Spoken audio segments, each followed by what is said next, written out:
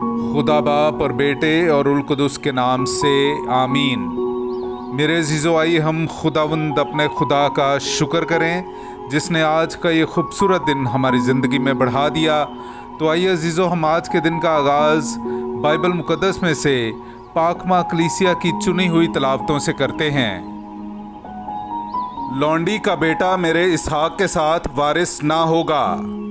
हमारे लिए आज की पहली तलावत तकवीन की किताब उसका 21वां बाब 5वीं और फिर 8वीं से 20वीं आयत तक।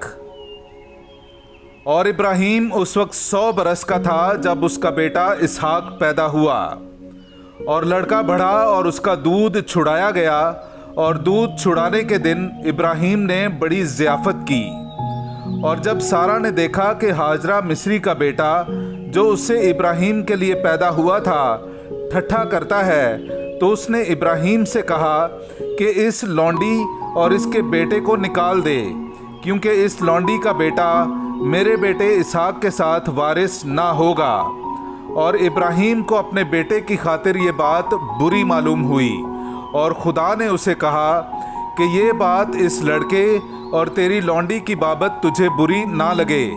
सब कुछ जो सारा ने तुझे कहा है उसकी बात सुन, क्योंकि तेरी नस्ल इसहाक से कहलाएगी। मगर मैं लौंडी के बेटे को भी एक बड़ी कौम बनाऊंगा, क्योंकि वो भी तेरी नस्ल है।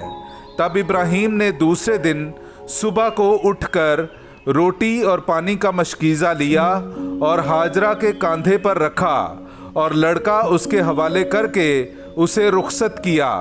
और वो रवाना हुई और बेर शाबे के जंगल में भटकती फिरी।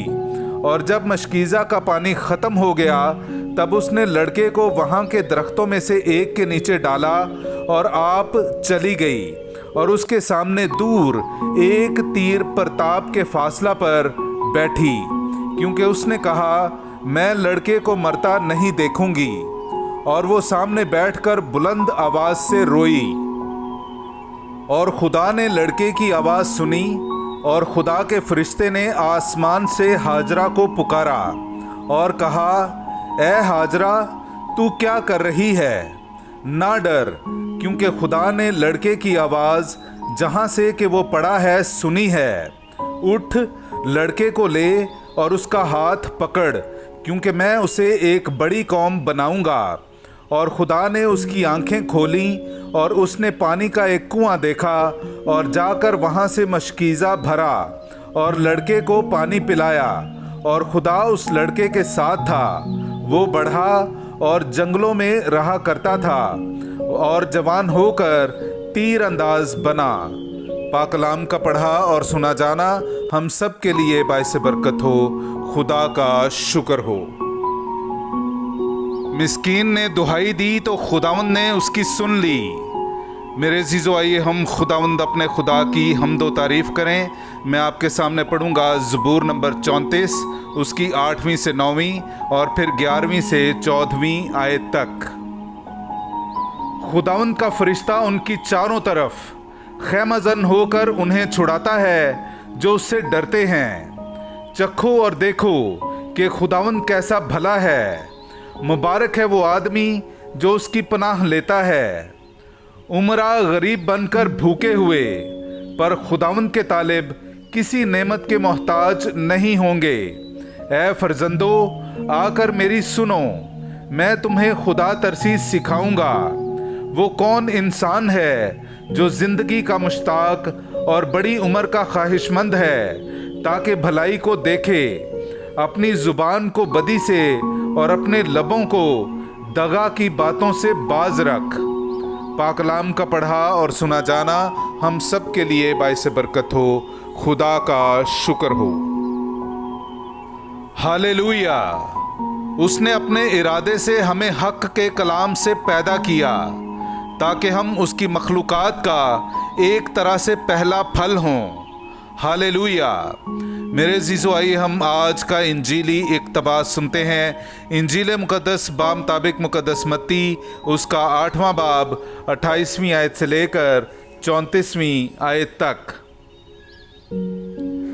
जब वो पार होकर जरजासियों के मुल्क में पहुंचा तो 2 आसेब ज़दा कब्रों से निकलकर उसे मिले।